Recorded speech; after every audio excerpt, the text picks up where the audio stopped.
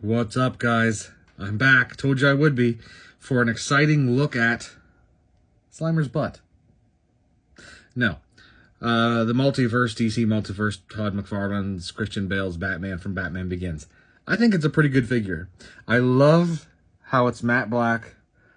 The belt is goldy gold.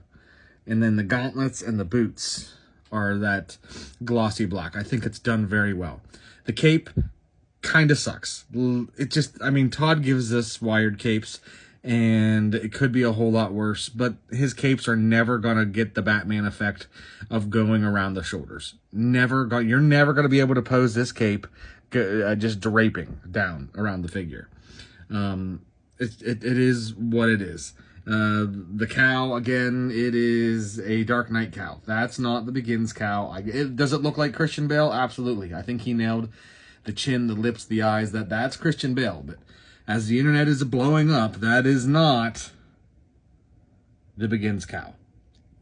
Maybe I will look into getting a Begins cowl online, because there's a lot of people out there that 3D print them for this, and I might do it. I might buy one painted if I can. As much as I can paint, I don't have as much time to paint things as I used to, and you know, I just don't want to waste time. And they're like $40 a head sculpt, so I'll probably just be fine with the stock head. I know it's not movie accurate, but it looks good. He has the arrowhead going down there right from the back of the cowl, so that's done well. I just think the figure looks really nice. His accessories, he comes with not a lot of accessories. Like Todd is kind of, well, not that Hasbro does a lot of accessories either. You get this Batarang hand, which I do like. I like this style of hand. It sure as shit beats his other pack-in of giant Batarangs. This shit sucks. I wish he would stop it. It doesn't make any sense. It looks really dumb. We have an extra fist to... Is that the same? Oops. Yep. Same fist. Another fist for the fist. For the same... Whatever. I thought, oh, I see what that is. It's unpainted, which I'll take some paint to that. You can't really see it very well. It's not focusing good. You see that little ball there? That's a smoke bomb.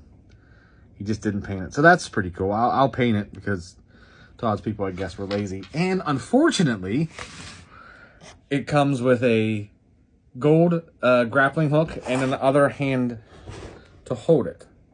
But my dumbass somehow managed to lose that hand and grappling hook. I opened it up last night on this desk, and I don't know where it went. It's gone. The floor monster got it overnight. I had the accessories all lined up, you know, sitting here in front of my keyboard, and it's just gone. So maybe my cats came in, like the monsters they are, and stole it from me. I don't know. I'm sure I'll find it after this hands-on. But I really like the figure, guys. I guarantee that if Mattel makes a movie Batman Begins figure, it's not going to look like this. Yes, I remember the Mattel DC Classics. Yes, they were good for their time. But personally, I would have liked if Todd got the chance to get better. I know, I don't love Todd McFarlane.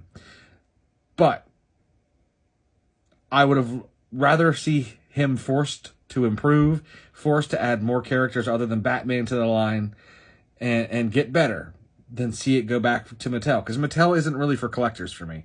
Yes, they have Motu and all that stuff, but to me it seems like Mattel is more toys. Go look at some of Mattel's later based movie figures, guys. They're horrible. I don't think... hopefully they're fine. But, and yes, we got some good ones. We got like that Alfred from the DC Multiverse line, right, when they did it. That was really good. Maybe there was a few figures. And yes, Todd can be very, very off, but when he's on, he's on. And I think the movie figures have been pretty on. Like, look, we have the Christian Bale. We have the sonar suit Val Kilmer, which this is completely repainted by me. So, to be fair, he kind of dropped the ball on this one, because that whole body was purple, minus the cowl, gloves, and boots. They were black, and he had a weak-ass flag, weak-ass cape, that wasn't wired. I had to add that myself. But other than that, like, that likeness is spot on. And the core figure is good. You have to, like, do something with it. Absolutely.